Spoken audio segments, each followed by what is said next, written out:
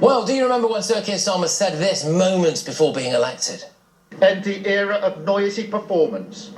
Tread more lightly on your lives.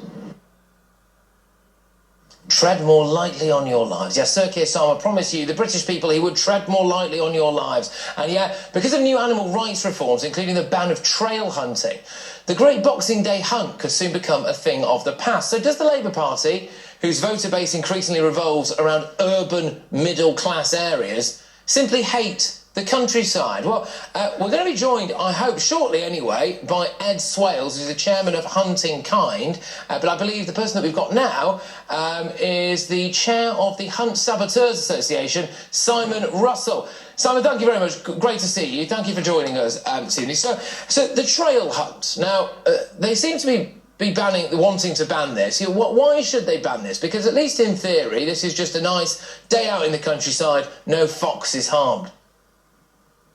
Well, as you say, in theory, the reality is foxes and other animals, deer and hare, are harmed every week.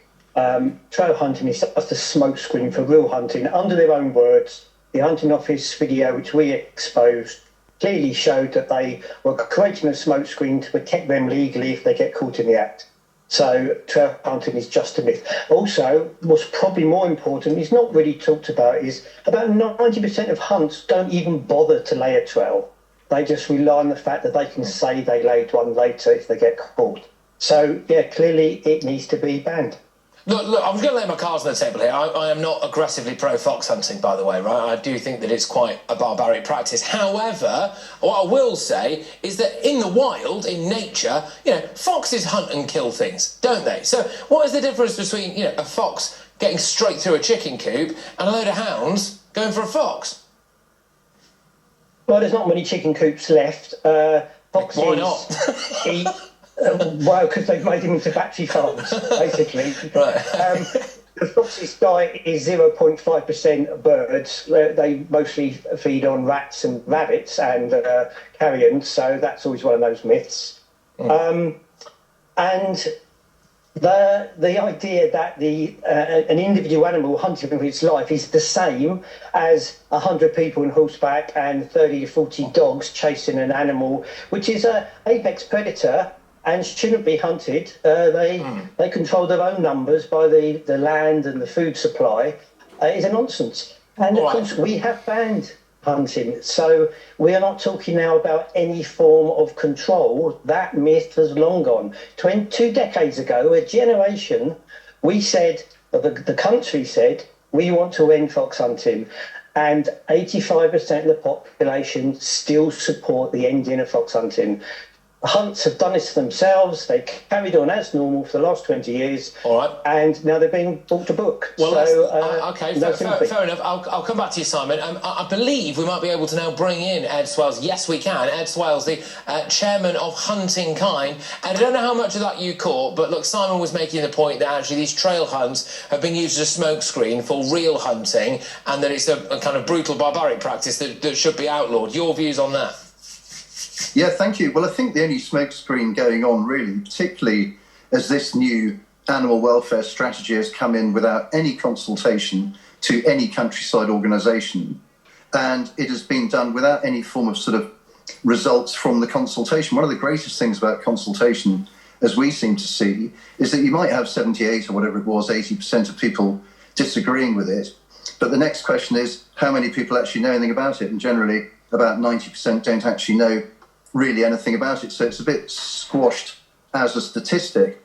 But essentially, the government's taking advice from the League Against Cruel Sports, which is about half an inch off the government watch list for its activities over the last few years, sabotaging hunting, illegal hunting activities. I'd also like to say that hunting is not illegal. It's been heavily curtailed by the 2004 Hunting Act, but there is a lot of legal hunting activity and exempt hunting activity going on today. You can hunt with a licence in Scotland, you can hunt in Northern Ireland, and throughout England and Wales there are many, many forms of pest and predator control that are natural hunting with dogs, and they're legal.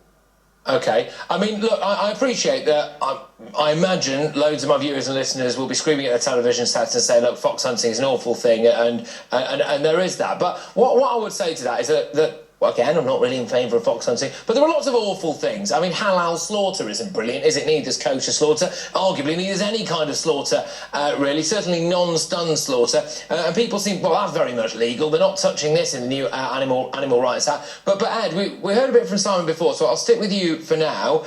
Is this actually, if you zoom out a bit, just an attack on rural life? You know, people might not necessarily agree with fox hunting, but you know, for rural communities, for some of them anyway, this is a part of their culture, isn't it? Well, the cultural heritage of the British people that do it, and the Irish and the French and everybody else, but we're talking about Britain, this is just seen as an attack by this government, yet another attack after the farming taxes and the inheritance tax. This is just seen as an attack on British rural communities, and hunting runs through those communities like a thread that actually makes communities. So in a great country of cultural diversity and cultural diversity, let's say, we are a cultural minority with protected beliefs going back thousands of years, which manifest them in today's activities. It's just a continuum of those traditions and rituals and customs. And really without any research, without any evidence about whether it's in the interests of the fox or not. Right. Because we had... Sorry. I'm just going to bring Simon, because that's the key point, because Simon, I think, who is the chair of the Hunt Saboteurs Association, believes that he does have evidence that this is very bad indeed. So, Simon, what would you say to Ed? Absolutely. I mean, just this season alone, we've got 19 evidenced deaths of animals. A week after hunting started, we released a Coniston video which showed hunters digging out a fox and throwing it to the hounds. 15 arrests have been made. It's constantly going on. What I need to say, I need to just say, you misnamed the League Against Cruel Sports. The League Against Cruel Sports do not sabotage hunts. That's us. We sabotage hunts. The League never do that. But the consultation hasn't started. So when you're complaining about the consultation is, well, let's get the consultation done. That's going to take place, hopefully, at the end of January. But if we're talking about culture, dogfighting was a culture, badger baiting was a culture, slavery was a culture. They are things we've got rid of because we decided they are now wrong.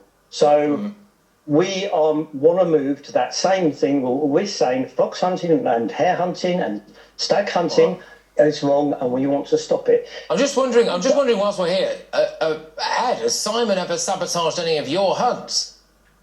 Not where I hunt personally. We live in a very remote rural place, probably the least densely populated place in England. Right. So thankfully, we are undisturbed and unimpeded by people that essentially, without being rude to the gentleman, we feel don't understand our culture, don't understand our customs and our way of going on, and don't understand animal husbandry. That's really what I'm surrounded by, is farmers and land users whose job is land and animal husbandry. So if you want to see the curlews, if you want to see the wading birds, the lapwings, these beautiful British birds living up on the moors, well, the one thing that'll clear all those out in a night is a fox going along and eating all the eggs, all the chicks. And then people wonder why we've got no upland wading birds. It's because the management of the countryside is out of balance. All right. Well, we're going to have to knock it on the head there, but no doubt we'll be talking about this again as this progresses anyway. But thank you very much, both of you. And I do wish you both a very happy Christmas. And Ed, just quickly, I'm assuming you are going to be doing some kind of Boxing Day hunt. Boxing Day hunt, pigs in blankets, goose from down the road. We are going to be living the Christmas dream, yeah. And Simon, no doubt you'll be out trying to stop it.